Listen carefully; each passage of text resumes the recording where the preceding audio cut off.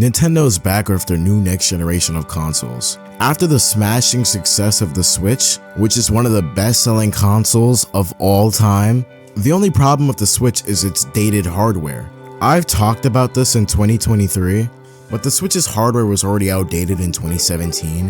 Fast forward a couple years now and the Switch is literally a low-end tablet at this point. Hell, even some games need to be streamed on the Switch for it to even run.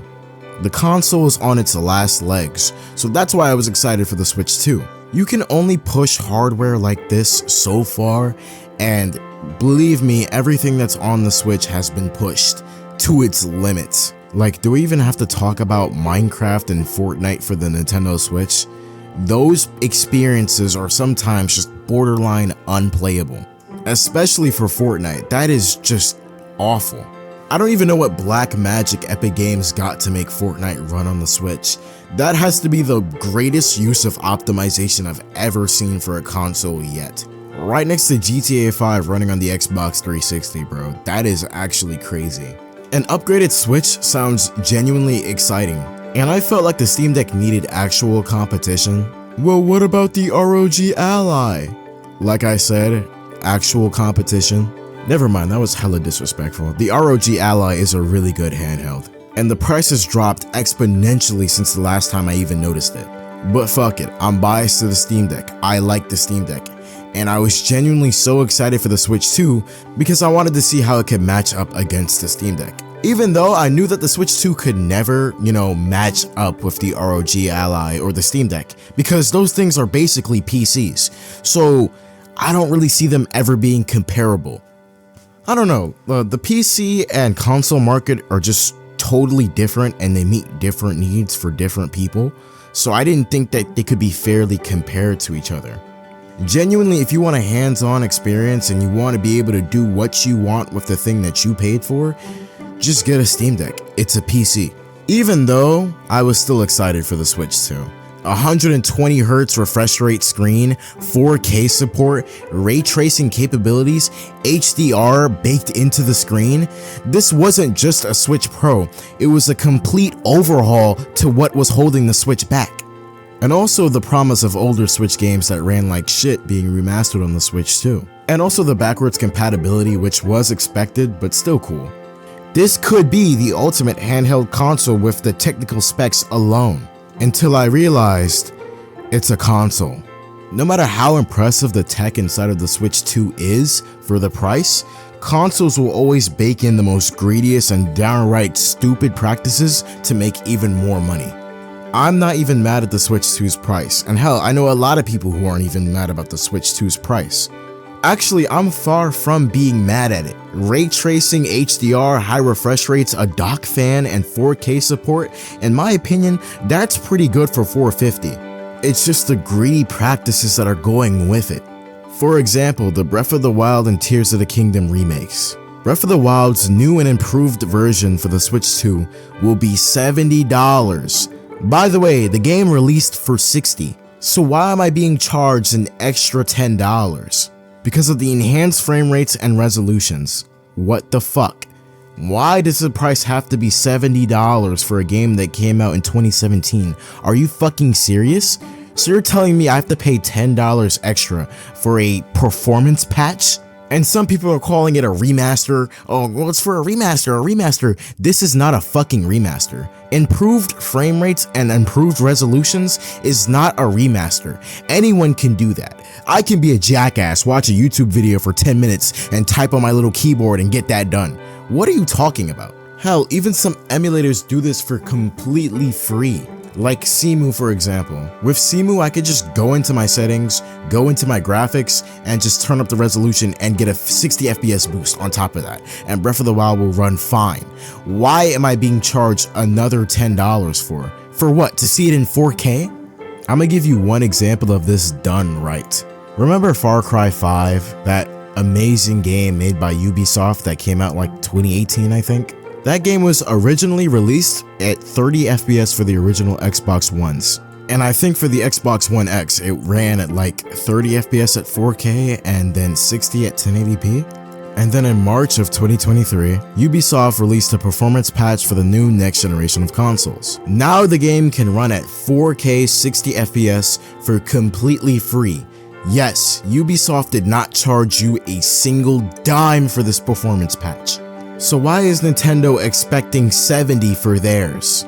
And it's not just Far Cry 5. Multiple Xbox games and just games in general do this. Free FPS boost.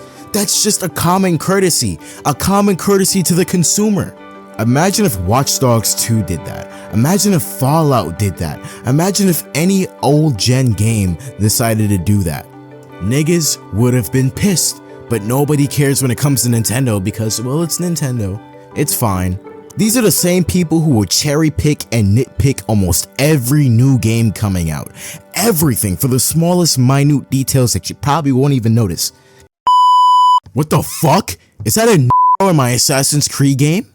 What the fuck is wrong with these guys?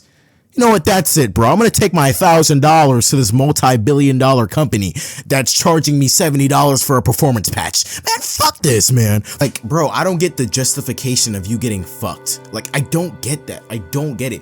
Why are you trying to justify you getting your ass railed in by these prices when you shouldn't be? Why is it a hot take for some people on Twitter that you shouldn't be paying $70 for a Nintendo Switch performance patch? And I hear people defending this by bringing up the PS5 Pro. The PS5 Pro was also dogged on, by the way. Nobody liked that system, everybody hated it, and everybody thought it was overpriced. Who are you fighting? Who is defending the PS5 Pro? Who? Not to mention Nintendo's god-awful game sharing system that they're trying to really introduce right now. This game sharing system is just completely terrible. You know, Game Share, a feature that's been on current and last gen consoles for as long as I can even remember. Yeah, Nintendo made it worse somehow. I don't know how, but they did. They made it worse. So you can game share with people officially now on the Nintendo Switch too. Officially. Instead of you sharing your entire game library with your family members, your friends, or something like that, like, you know, something that the Xbox does. Even though I don't think that Microsoft wants to acknowledge game sharing, it's a thing that you can do on Xbox. You can share your entire game library, even your subscription service, your Game Pass Ultimate, to another person for completely free. This has been a feature on Xbox for as long as I can remember. I remember the days back in like 2018, 2019, where me and my friend, I'm gonna call him Shane, we would share games back and forth. He'd share his Game Pass Ultimate. We'd share games together so we can play the exact same games together. And the best thing about the Xbox game sharing thing, you get to share your games for over a year straight. A whole year you can share your game with somebody. Nintendo basically just said fuck that. Instead of them being able to share their games for a whole year, they get to share it for 14 days maximum. What are you talking about? And on top of the 14-day thing, you can only share one game at a time. I did some research on the Xbox game sharing system, and I got it wrong. You can't share for a year. You can share for as long as you want, I'm pretty sure. For as long as you want. Now with the Switch 2, you can only share for 14 days and only one game at a time. And no, your Nintendo Switch Online isn't shared either, so you're double fucked. And you may wonder why. Why is this a thing? Because Nintendo loves money, and if you share your game with somebody, they're not making money off of that. I really wanted, and I still want this console to be good. Like, really good. I want it so badly. As soon as I heard 120 Hz display, I was like, bro, this could be amazing. The greediness factor to it, you know? The console factor to it, where everything has to be monetized. Everything has to be monetized. Just wait, they're gonna start charging you $10 to change your username. Oh wait, never mind, Xbox already does that. The reason why consoles are starting to be left behind and more people are getting PCs is because the consoles need to monetize almost everything on it. You having to pay for parties, you having to pay for online services, all of these things that should just be straight off the box free. I shouldn't have to pay to play multiplayer. I shouldn't have to pay to start an online party. I shouldn't have to pay for these things. They should just be things that come with the console. The only online service for gaming that I'm okay with paying is Xbox Game Pass, because it works on PC and on Xbox. This is amazing value. Other than that, the rest of the platforms are charging you for the most basic features imaginable, things that just should be out of the box. And now you're telling me that a button on my controller could just straight up be unusable if I don't pay for your monthly subscription service? Bro, suck the greenest, dirtiest, slimiest part of my cock, bro.